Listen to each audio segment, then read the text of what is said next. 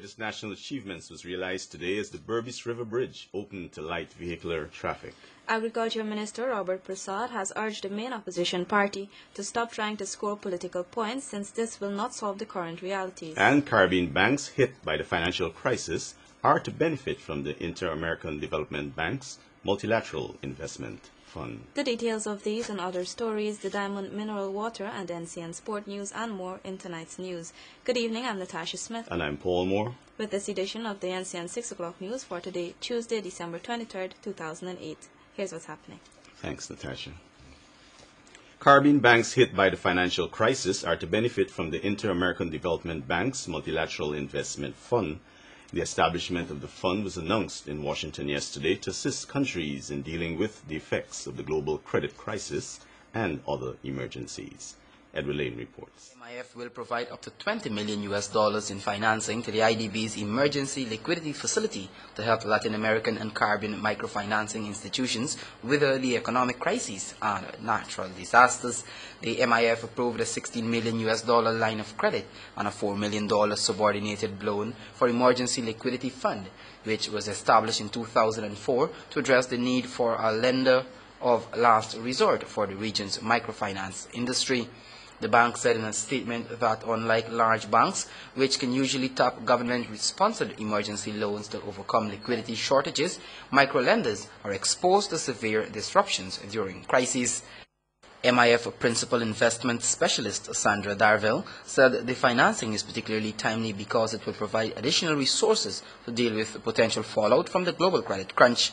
The short-term financing allows otherwise small lending institutions to meet the sudden spikes in credit demand or bridge temporary arrears in repayments during crises. To qualify for assistance, microfinance institutions must comply with strict criteria concerning solvency ratios, management, governance, and transparency.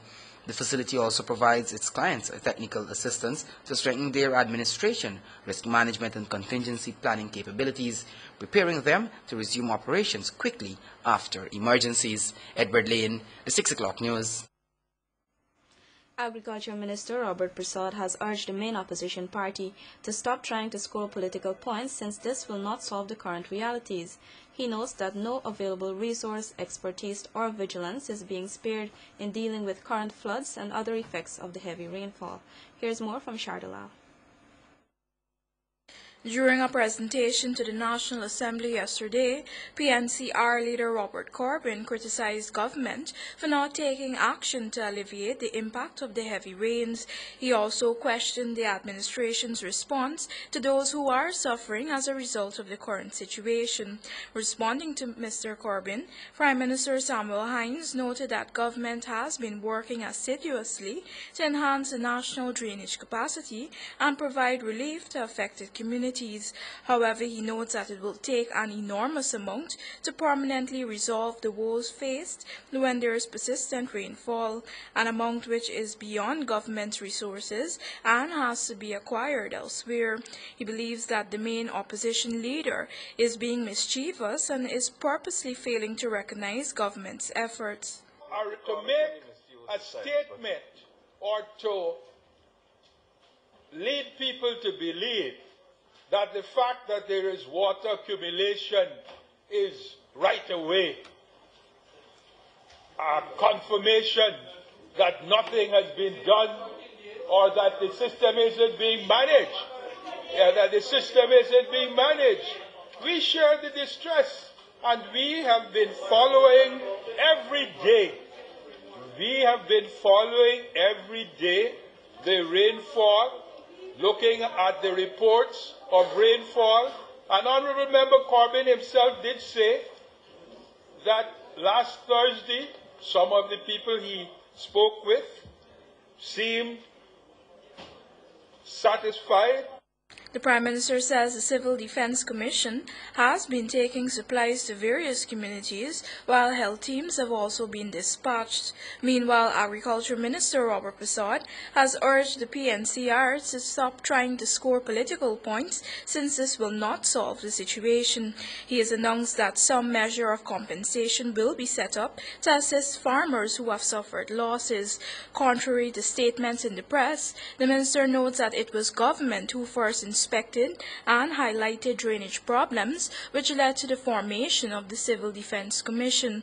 However, he acknowledges that there is room for improvement and says government is working to create greater drainage capacity and storage infrastructure. That no one on this side of the House ever said that there will not be flooding. What assurances were given is that within the affordability and the resources available, steps will be taken. No one here can eliminate flooding in Guyana.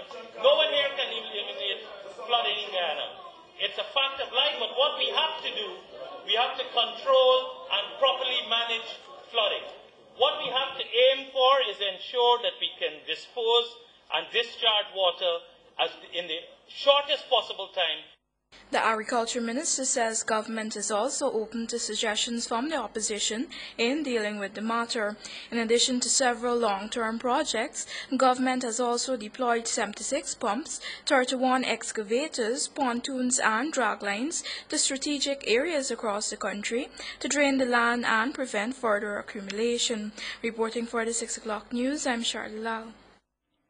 The Ministry of Agriculture has deployed some 33 crops, livestock and veterinary officers to areas affected by intensive rainfall over the past weeks. According to the Government Information Agency, the officers are monitoring and providing assistance to affected farmers. Chief Crops and Livestock Officer Brian Sear says so far the officials have visited several East Coast communities between Buxton and Ants Grove.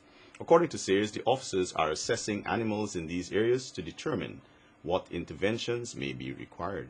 He notes that already some animals were treated for minor conditions and were given vitamins to boost their immune systems. These visits commenced since earlier this month. 30-year-old Sunita Thomas, who had been the victim of an alleged drag race accident at Enmore, East Coast, Demerara on December 14, has been laid to rest. The interment of Thomas's body took place today at the Namakolas Cemetery. Nicasia was at the funeral and filed this report. CN visited her brother's home at Namakolas, East Coast, Demerara. It was a sight of tears and sorrow as the family mourned the death of their beloved Sunita Thomas.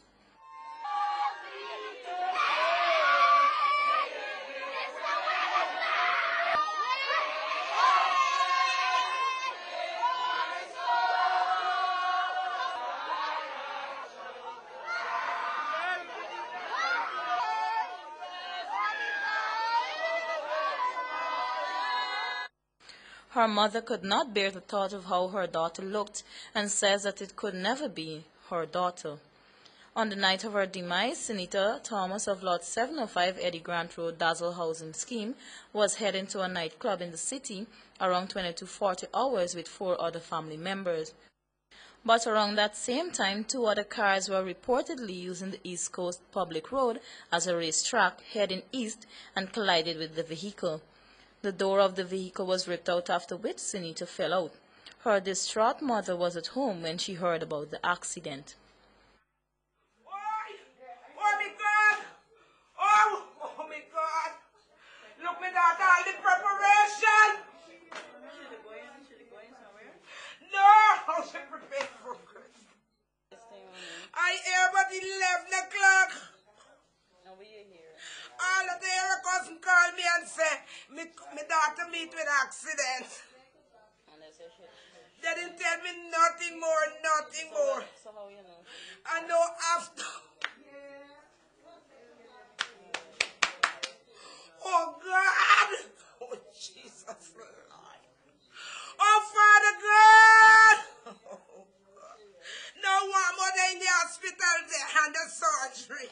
Okay, so how much should I make? It is 4 of them. One of my sisters is going back tomorrow morning. The driver of Honda Civic PLL 1485, Faraz Mohammed of Enmore, who was involved in the accident at Enmore, along with the other driver who fled the scene, appeared at the Cove and Johns Magistrates Court last week. They were both placed on $350,000 bail and are to return to court early next year.